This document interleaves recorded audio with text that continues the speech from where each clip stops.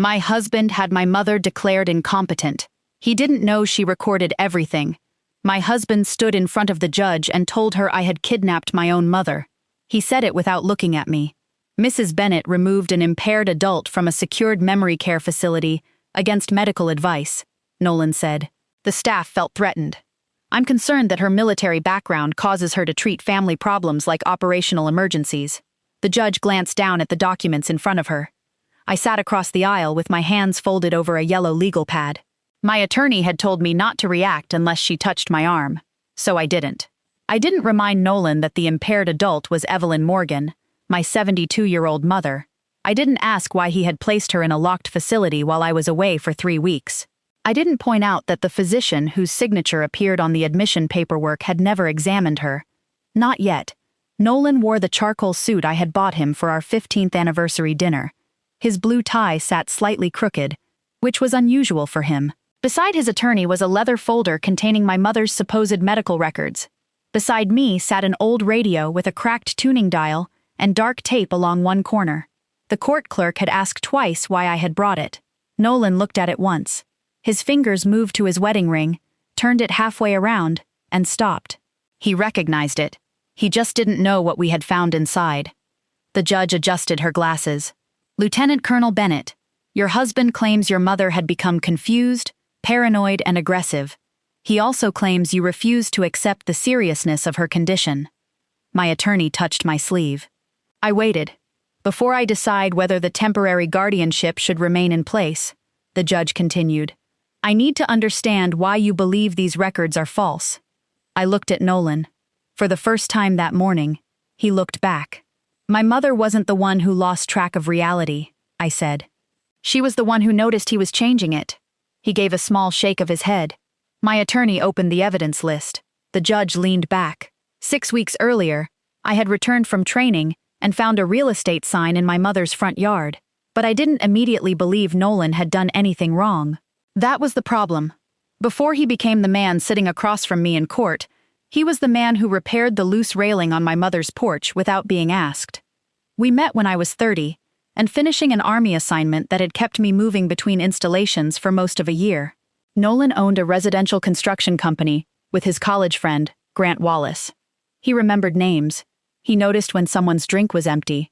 He could walk into a room of strangers and leave, knowing who had a sick parent and who needed help replacing a roof. My mother liked him before I did. He pays attention, she told me after their second meeting. That matters. At the time, she was right. When our daughter, Sadie, was born, Nolan learned how to swaddle her before I did. During my deployments, he mailed handwritten notes, even though we spoke whenever the connection worked. When my father died, Nolan handled the funeral home, the food, and the relatives who believed grief gave them permission to reorganize my mother's kitchen. He never complained. By the time everything changed, I was 44 and working in Army medical logistics. My job involved supply chains, readiness reports, and the small discrepancies that become large problems when nobody wants to ask an uncomfortable question. Nolan liked to joke that I could find a missing crate of surgical equipment faster than most people found their car keys. I used to laugh. We lived about 20 minutes from Mom, in a quiet Texas neighborhood, where every third driveway seemed to contain either a basketball hoop or a boat nobody used. Mom still lived in the brick ranch house where I grew up. She had a vegetable garden behind the garage, and my father's battered radio on the kitchen counter. The tuning dial slipped if you turned it too quickly, and one side had been repaired with tape. Mom listened to baseball games on it. She rejected every replacement we bought. It still works, she would say. That sentence described most things she loved. My father had left her the house without a mortgage. It was modest, but the property had increased in value as new subdivisions spread toward her side of the county. Nolan occasionally mentioned that she was sitting on more equity than she realized. Mom always gave him the same answer. I'm sitting at my kitchen table. The equity can sit wherever it wants. Sadie adored her. At 15, our daughter had reached the age when parents were embarrassing, but grandmothers remained useful. She went to Mom's house on Wednesdays after school, supposedly to help with groceries. Usually they baked something, watched old mystery shows, and discussed Nolan and me in voices they assumed we could not hear. Our marriage was not perfect. My work had taken more from it than I admitted. I had missed anniversaries, school events, and more dinners than I could count. Nolan's company had expanded quickly, and the pressure followed him home. Some nights we sat beside each other in bed, answering messages without speaking. I told myself that was what middle age looked like. Not unhappy, just crowded. When I was selected for a 3-week joint training exercise, Nolan encouraged me to go. "You've been waiting for this," he said. "We'll manage." Mom was healthy enough to live alone, although arthritis made some tasks difficult, and she had recently stopped driving after dark. Nolan offered to check on her. "I can handle groceries and the yard. Sadie will still go over on Wednesdays." "You already have the company. She's family." The night before I left, Mom invited us to dinner. She made pot roast even though the weather was too warm. Sadie played music from her phone, while Nolan changed the batteries in the radio. Mom watched him turn it over. "Don't throw that away. I'm changing 2 batteries, Evelyn. You remodel houses for a living. Destruction is how you show affection." He laughed. So did I. After dinner, Mom walked me to the front door. She held my wrist for a moment. "Call when you can." "I always do." "I know." She glanced toward the kitchen, where Nolan was wiping the counter. Then she lowered her voice. "Don't worry if I say something odd while you're gone." I smiled, but she didn't. "What does that mean?" "I've been tired. Have you spoken to your doctor?" "I have an appointment next month." I asked what she meant by odd. She looked past me again. "Probably nothing." I should have stayed with the question. Instead, I kissed her cheek, told her not to climb any ladders, and left before sunrise the next morning. For the first 5 days of training, Mom sent nothing. That was unusual. She normally texted photographs of tomatoes, complaints about television commercials, and reminders that Sadie needed a jacket when it was 70 degrees outside. On the 6th night, I called. Her speech sounded slow. Nolan took the phone and said she had not been sleeping. She had become confused at the grocery store and misplaced her purse. "What did she take?" I asked. "An over-the-counter sleep aid." "What kind?" I threw away the box. Nolan saved receipts for batteries. He did not throw away packaging. The next morning, Mom sounded clearer, and I let the issue sit. After that, Nolan began sending updates almost every day. Mom forgot to lock the back door. The stove was left on. She tried to walk to the pharmacy. She accused him of moving her mail. Each incident was small enough to believe. Then Sadie sent me a photograph of Mom asleep in her living room chair. On the table beside her was a plastic bottle containing a pale brown drink. "Dad says she forgets to eat," Sadie explained when I called. "Does Grandma drink it?" She poured one into the sink. She said it tasted like pennies. Sadie lowered her voice. "Mom, she told me not to drink anything Dad brings over." I began writing down dates. Nolan said Mom was forgetting things. Then he said she was becoming suspicious. He had arranged an evaluation with Dr. Priya Desai, the physician who had treated her for years. The appointment supposedly happened while I was in training. I was never included in the call. Nolan said Dr. Desai believed Mom was declining, but he could not send me the report because the office had not released it yet. I should have called the doctor myself. I didn't. Part of me trusted Nolan. Another part was afraid Mom really was becoming ill, and I was too far away to see it. On the final morning of training, he sent a photograph. Mom was sitting at her kitchen table, tired but upright. "Better morning. Ate breakfast. Don't worry." I stayed for the last evaluation. That evening, I called Mom's number. A woman I had never heard before answered. "Pine Harbor Senior Living." I left before sunrise. The drive home should have taken nearly 7 hours.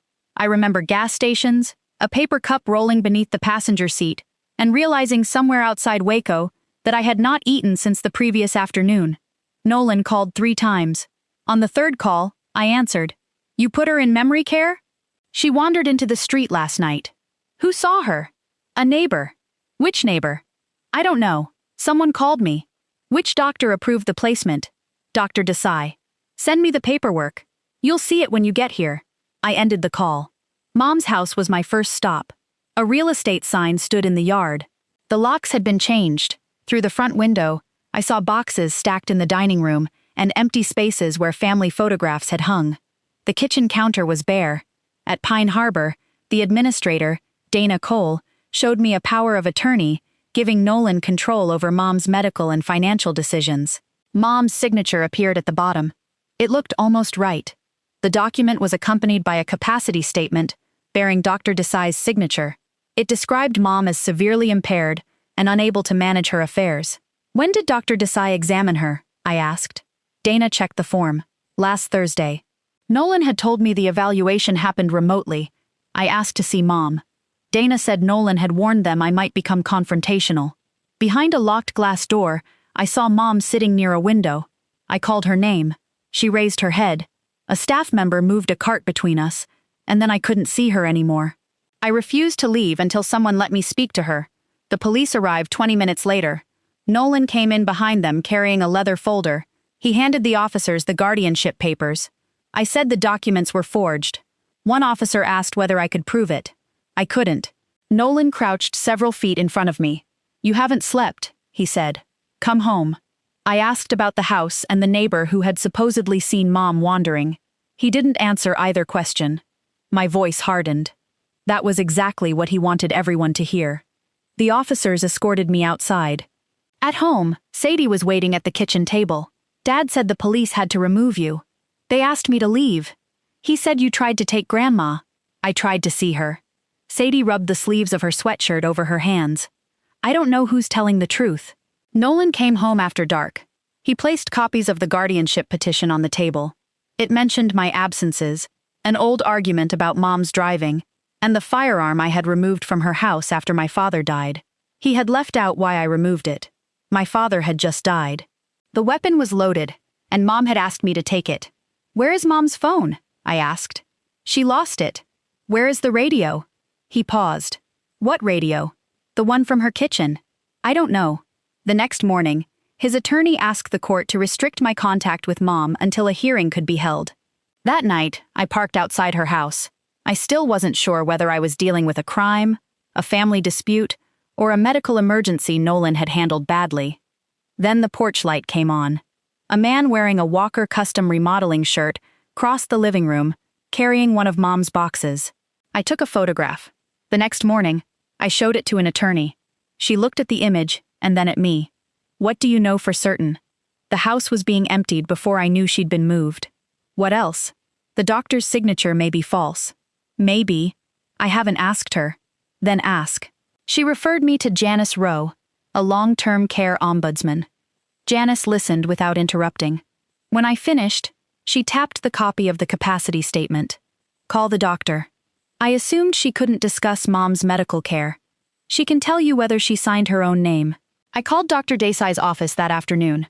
After 2 transfers, the physician came on the line. "I'm not asking for medical information," I said. "I need to verify whether you signed a capacity statement dated May 14th. I emailed the first page. She called back 9 minutes later. "I did not sign this." I gripped the edge of my desk. "Did you evaluate my mother that week?" "No. I haven't seen Evelyn in 7 months. Has she been diagnosed with dementia?" "I can't discuss diagnoses without authorization." "I understand. But no capacity evaluation was performed by me or anyone in my practice." My attorney filed an emergency motion the next morning. Nolan's lawyer suggested another provider might have used Dr. Desai's template. It was a weak answer, but it delayed things. Pine Harbor finally allowed a supervised visit. Mom sat across from me in a small room with a plastic table. A staff member remained outside the open door. She looked thinner. "Did I do something?" she asked. "No. They keep saying I agreed to be here." "You didn't." Her eyes moved toward the doorway. "The things Nolan brought made me sleepy. How often did he visit?" "I lose track." "Do you know where the radio is?" Her fingers stopped moving. "He took it." "Where?" "In the box." "What box?" The staff member stepped closer. Mom leaned forward. "Your father always kept spare batteries." Then she sat back and asked when Sadie was coming. "Janice was waiting near the elevators when I left." "She may be confused," I told her. "She may be." The doors opened, but she knew that employee was listening. The visitor log arrived first.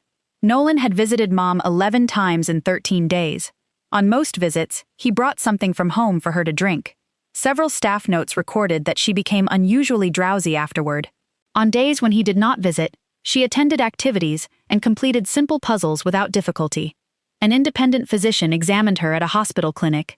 Mom showed some normal age-related memory changes, but nothing close to the severe impairment described in Nolan's paperwork. The doctor also found signs that Mom had been exposed to a sedating medication that wasn't listed among her prescriptions. It could affect attention, balance, and short-term memory. Nolan said Mom must have taken an old prescription by mistake. Her pharmacy history showed no such prescription. Another pharmacy produced a pickup record for the same medication under Mom's name. The contact email belonged to Nolan's company. The pickup line contained the initials NB. His attorney said anyone could have written them. Then we identified the employee I had photographed at the house. His name was Tyler Shaw. Tyler told my attorney that Nolan had ordered him to empty the property before an appraisal. "When did he give you that instruction?" she asked. 3 days before Mrs. Morgan went to Pine Harbor. Then we found something I didn't expect. 4 months earlier, Mom had met with a financial planner to discuss selling the house. For a few hours, I thought Nolan might have been telling the truth about that part. The planner agreed to speak with my attorney. Yes, Mom had discussed selling. No, she had not agreed to let Nolan manage the money. The meeting ended when he pushed for control of the proceeds. The planner's final note read, "Client stated funds should remain under her sole authority and later benefit granddaughter." When I showed Sadie, she stared at the page. "Grandma called the house my start," she said. "Did she tell your father that?" "Yes." "What did he say?" "He asked if she trusted him to make the money grow." "And Grandma?" Sadie almost smiled. She said, "I trust you to make things disappear." The house explained what Nolan wanted. Grant Wallace explained why he couldn't wait. Nolan's business partner called me from an unfamiliar number. "I heard you're asking about company records," he said. "I'm asking about a pharmacy purchase connected to your company email." Grant didn't answer immediately. "We have a bigger problem. An outside accountant had discovered money missing from project accounts. At least $340,000. Grant had confronted Nolan shortly before I left for training and told him a full audit would begin the following month. Nolan said he could replace it before the audit, Grant told me. Did he say how? No. Mom's estimated home equity was slightly above $400,000. After Grant's call, I went back through the dates. The audit warning came first. The request to control Mom's property came the next day. Then her purse disappeared. The burner was left on. Her keys turned up in the freezer. After that came the false medical form and Pine Harbor. No neighbor had reported her wandering. There was no emergency call. Only Nolan's account. My attorney asked the judge to suspend his authority immediately. The judge moved Mom from Pine Harbor to a hospital while the dispute was reviewed, but the full hearing was still several days away. That was when Mom asked for the radio. She was clearer after several days without the unlisted medication, though she still tired easily and occasionally lost words. Sadie and I sat beside her hospital bed. "The battery box," Mom said. "What about it?" "Your father used to record baseball games." "With the radio?" Sadie asked. It wasn't only a radio. Years earlier, my father had installed a small digital recorder inside the battery compartment. He used it to capture games while he worked nights.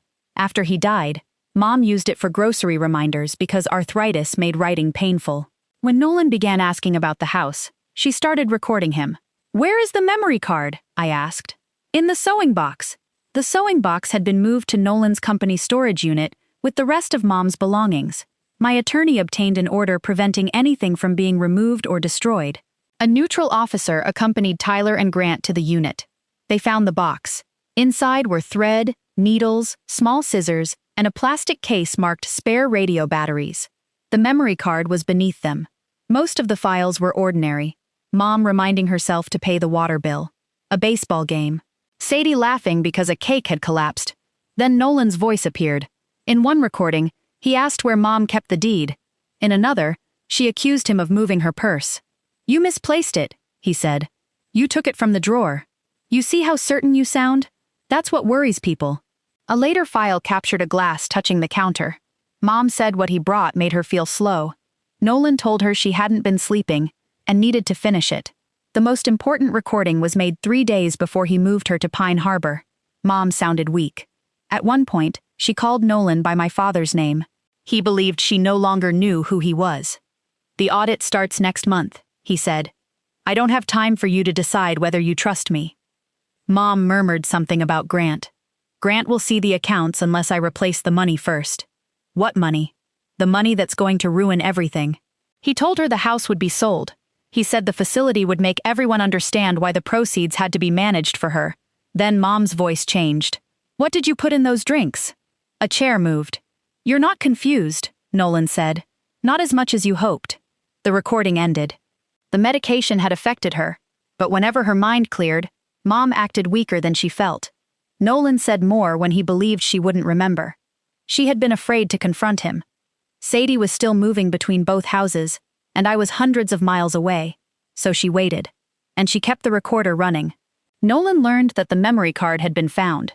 That night, a man wearing a cap and mask tried to enter Mom's hospital floor using an expired visitor badge.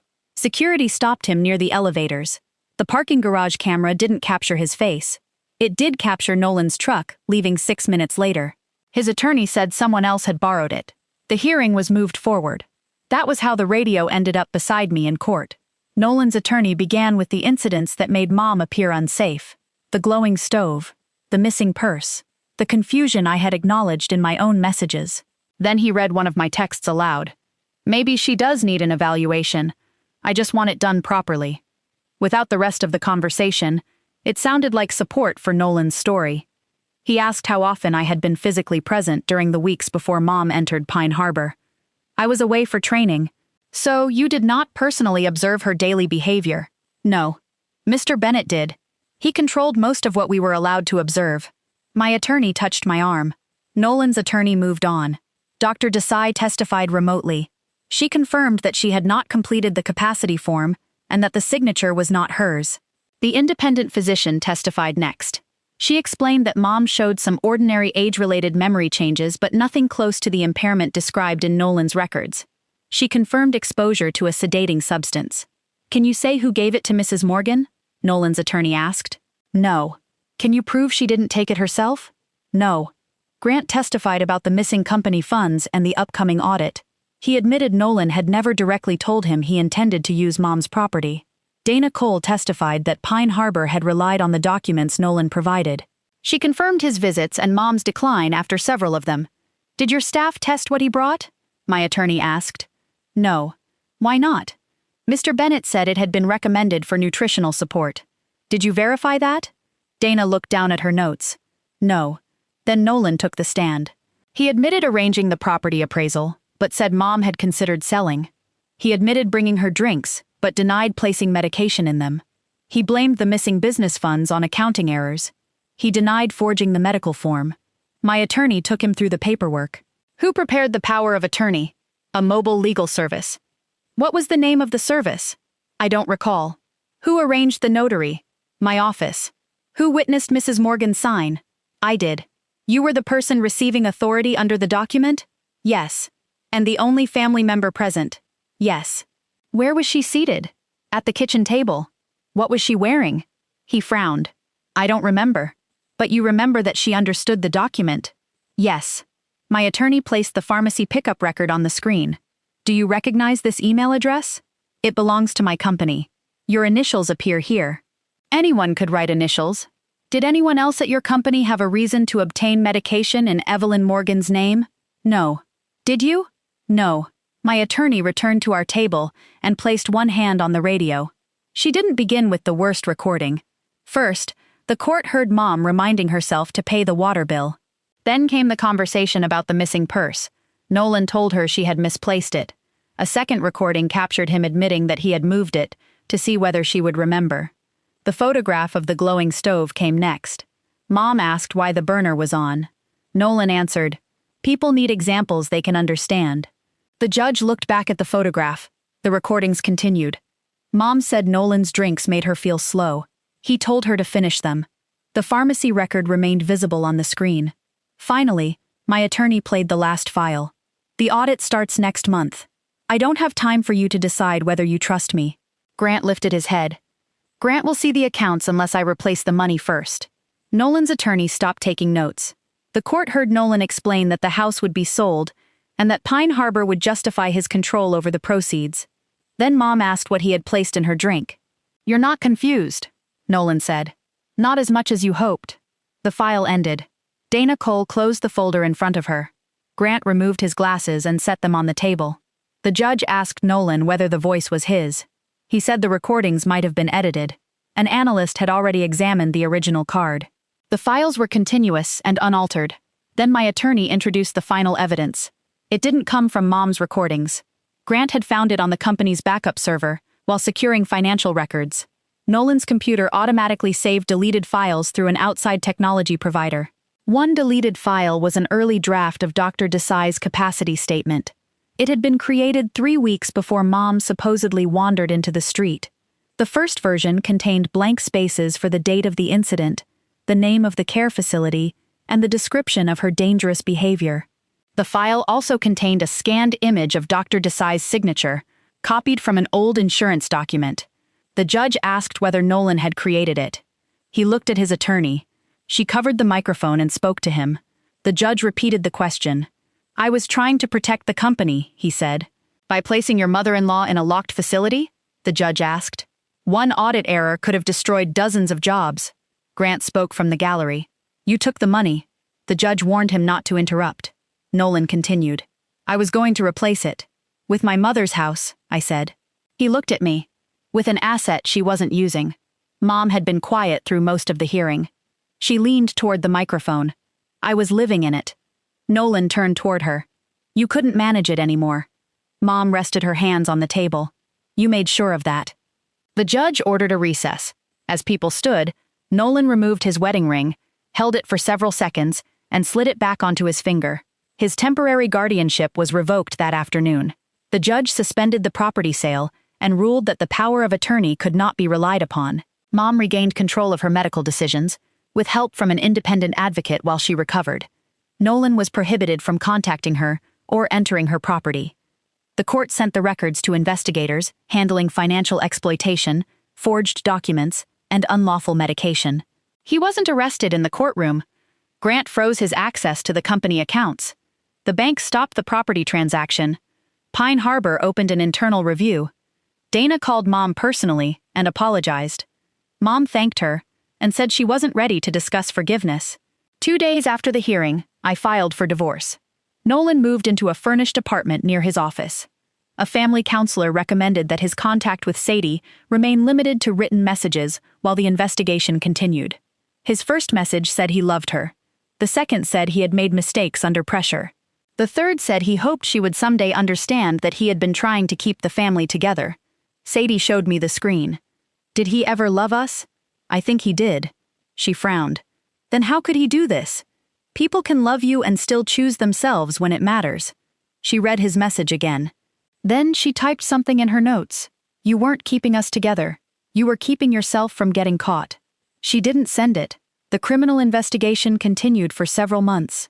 Nolan eventually admitted taking company funds, falsifying documents, and using false information to place Mom in care. The medication charge took longer, but the pharmacy records, medical findings, and recordings established that he had knowingly given her something that impaired her.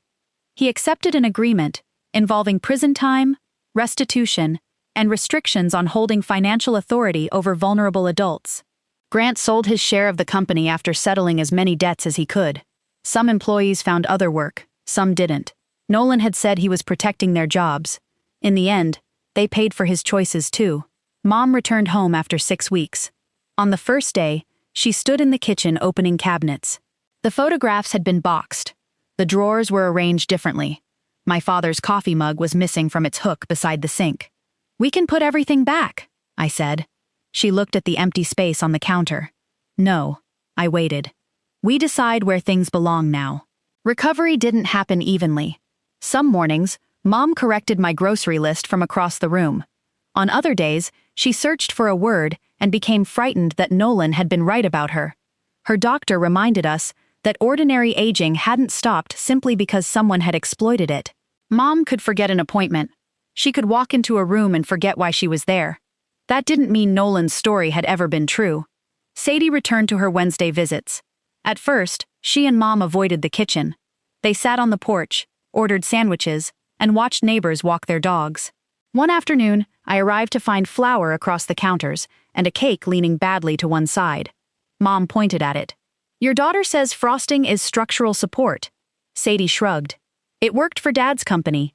Mom laughed until she had to sit down. I decided not to correct either of them. The radio returned to the kitchen. A technician repaired the tuning dial and moved the recorder into a safer compartment. Mom used it for grocery reminders, baseball games, and, occasionally, messages to my father. I pretended not to hear those.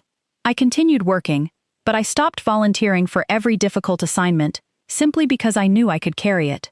For years, I had thought being able to handle something meant I should keep handling it. Nolan knew that about me. A year after the hearing, Mom sold the house. This time, it was her decision. She moved to a smaller home 5 minutes from us, with no stairs and enough sunlight for her plants. The sale proceeds went into an account controlled by Mom and an independent advisor. Sadie remained part of her estate plan. So did a local organization that helped older adults recognize financial exploitation before it took over their lives. On moving day, Mom stood alone in the empty kitchen holding the radio. "You're sure?" I asked. She looked around the room where Nolan had tried to erase her life before she had finished living it. Then she nodded. "A house isn't the memory," she said. "It's only where the memory waited." We carried the radio outside. For months, I thought the recording had saved her. It gave us the proof. But Mom had already done the harder part. She believed herself when everyone around her had been taught not to. Nolan counted on her silence. She left a record. "Thank you for listening. Sometimes the detail everyone dismisses is the one that refuses to disappear."